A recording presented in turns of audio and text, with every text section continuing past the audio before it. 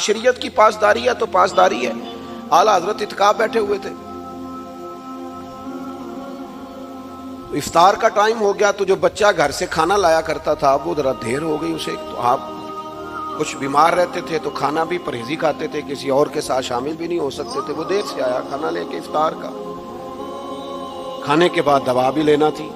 اب کچھ غصہ آیا تو اس بچے کو ایک تھپڑ مار دیا. اتنی دیر سے کیوں آئے؟ میں نہیں پتا کہ افطار کا ٹائم ہے, اس وقت جلدی آتے.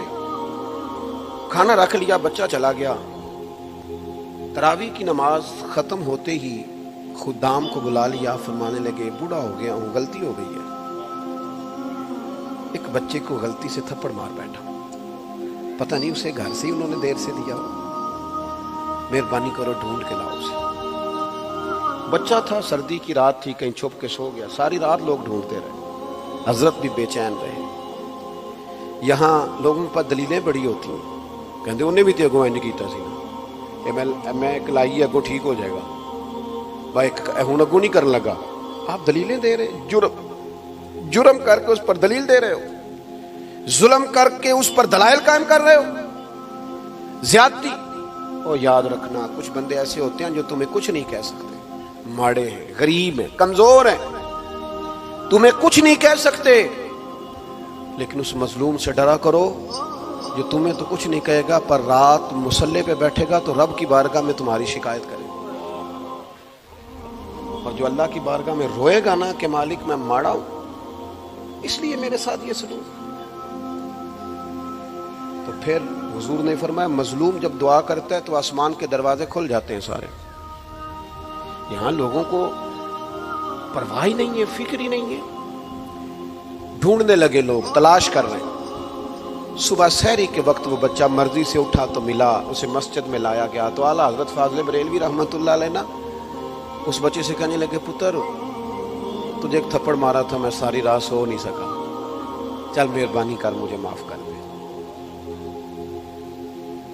تو وہ کہنے لگا حضور میری غلطی تھی, میں جان بوجھ کے رستے میں کسی دھیان لگ گیا اور لیٹ ہو گیا, معاف کر دے, آپ مجھے درگزر کریں. فرمایا نہیں یار, پوچھ لینا چاہیے تھا, تو اس طرح کر, تو کہہ میں نے معاف کیا.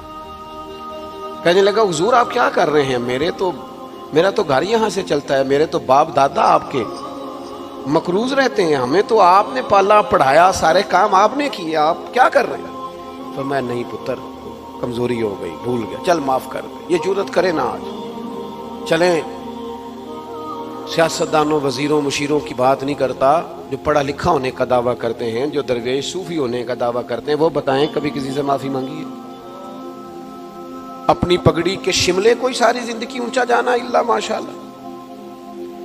فرمایا درگزر کر, معاف کر دے. کہنے لگا حضور میں نے کیا. تھوڑی دیر کے بعد فرمانے لگے تو نابالغ ہے, اپنے فیصلوں کا حق ہی نہیں رکھتا, چل اس طرح کر تو بدلہ لے. 1000 کتاب کا مصنف, لاکھوں کروڑوں لوگ جس کے عقیدت مند ہیں, جس کے نام پر مقالے لکھے جا رہے ہیں, جو بندہ علم میں فقہ میں اتھارٹی ہے, ثانیہ امام اعظم ہیں, ثانیہ غوث اعظم ہیں, چل تو بدلہ لے. اس نے کہا حضور نہیں. آپ نے فرمایا میں تجھے نہیں کلیئر کر رہا, میں رب رسول کی بارگاہ میں اپنے آپ کو صاف کر رہا.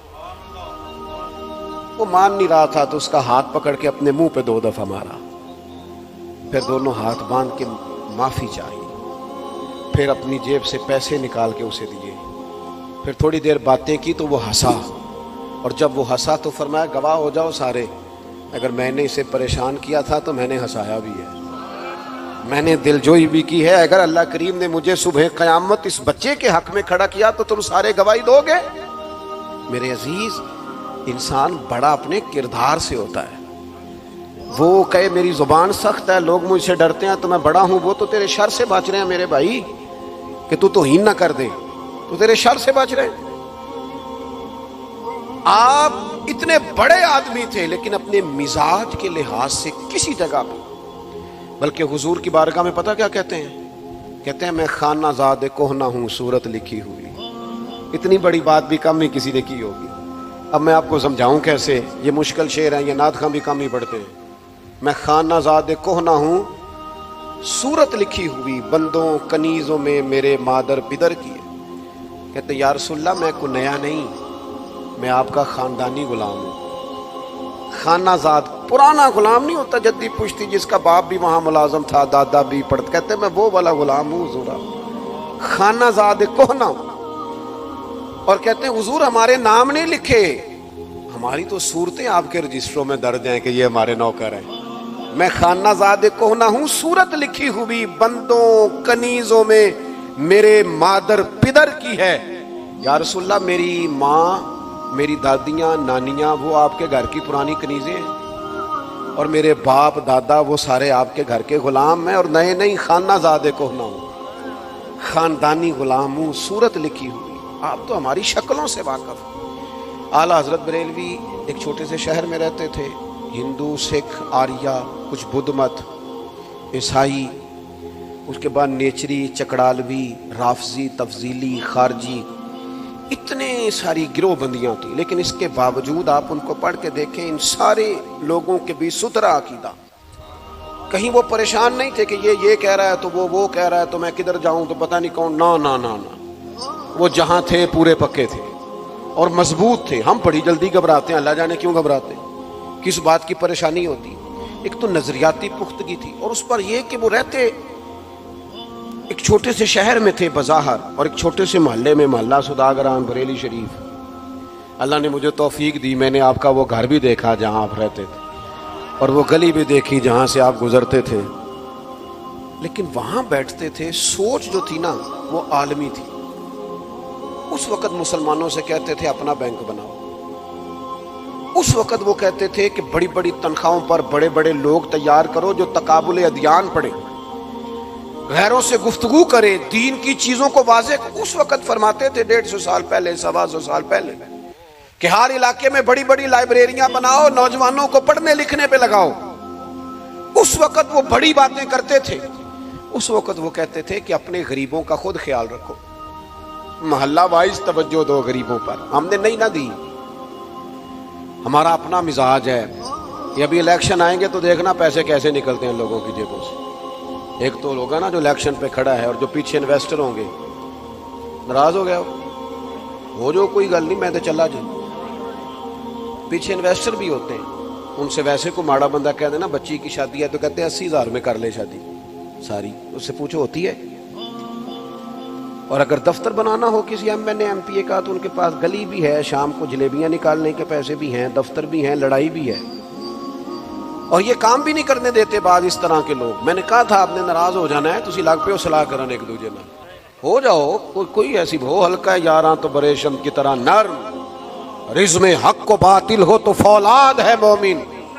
سنو کیا کہہ رہا ہوں، اور کہتا ہوں وہی بات سمجھتا ہوں جسے حق۔